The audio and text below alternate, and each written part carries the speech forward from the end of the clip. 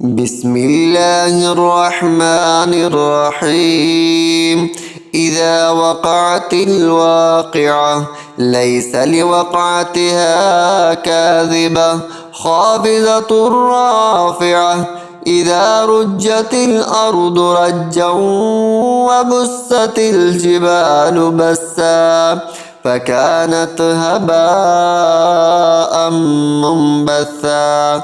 وكنتم أزواجا ثلاثة فأصحاب الميمنة ما أصحاب الميمنة وأصحاب المشأمة ما أصحاب المشأمة والسابقون السابقون أولئك المقربون في جنات النعيم. ثلة من الأولين وقليل من الآخرين على سرر موضونة متكئين عليها متقابلين.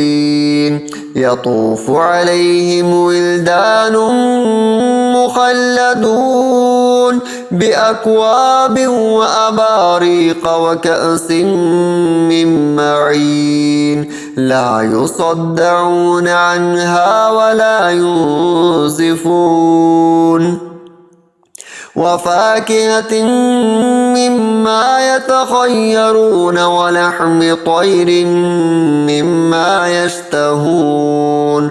وحور عين كأمثال اللؤلؤ المكنون جزاء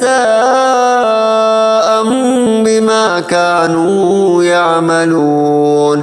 لا يسمعون فيها لغوا ولا تأثيما إلا قيلا سلاما سلاما.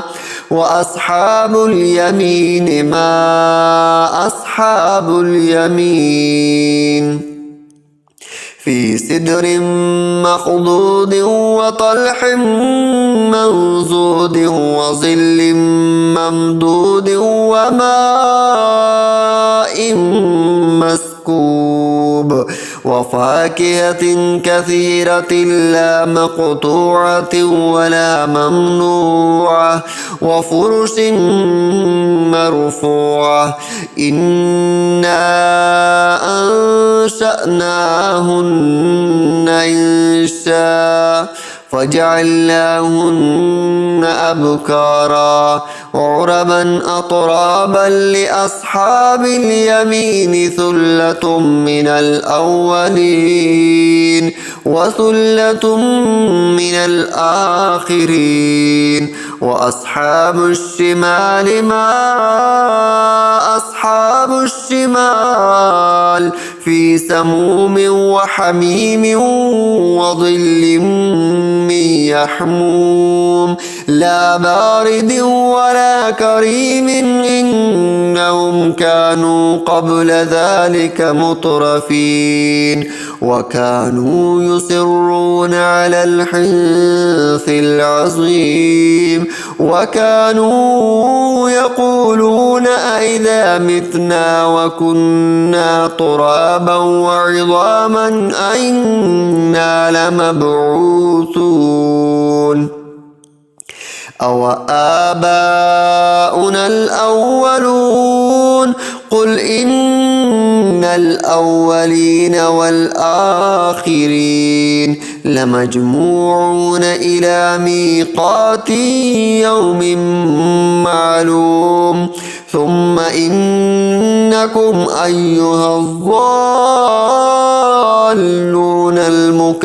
المكذبون لآكلون من شجر من زقوم فمالئون منها البطون فشاربون عليه من الحميم فشاربون شرب الهيم هذا نزلهم يوم الدين.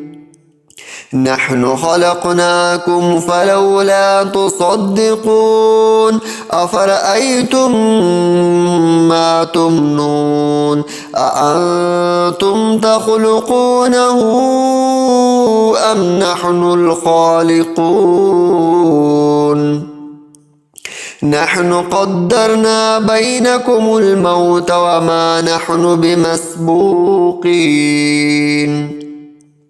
على أن نبدل أمثالكم وننشئكم فيما لا تعلمون ولقد علمتم النشأة الأولى فلولا تذكرون أفرأيتم ما تحرثون وأنتم تزرعونه أم نحن الزارعون لو نشاء لجعلناه حطاما فظلتم تفكهون إنا لمغرمون بل نحن محرومون أفرأيتم الماء الذي تشربون أنتم أنزلتموه من المزن أم نحن المنزلون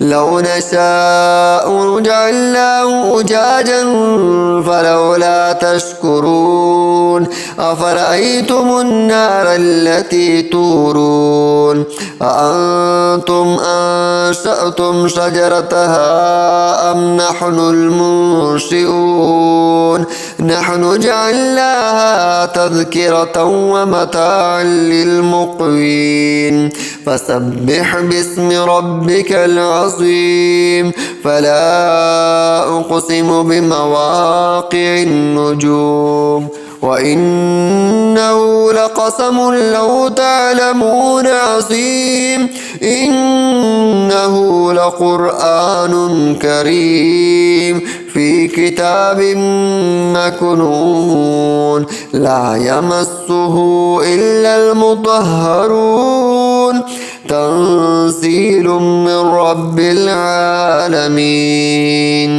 أفبهذا الحديث أنتم مدهنون وتجعلون رزقكم أنكم تكذبون فلولا إذا بلغت الحلقوم وأنتم حينئذ تنظرون ونحن أقرب إليه منكم ولكن لا تبصرون فلولا إن كنتم غير مدينين ترجعونها إن كنتم صادقين فأما إن كان من المقربين فروح وريحان وجنة نعيم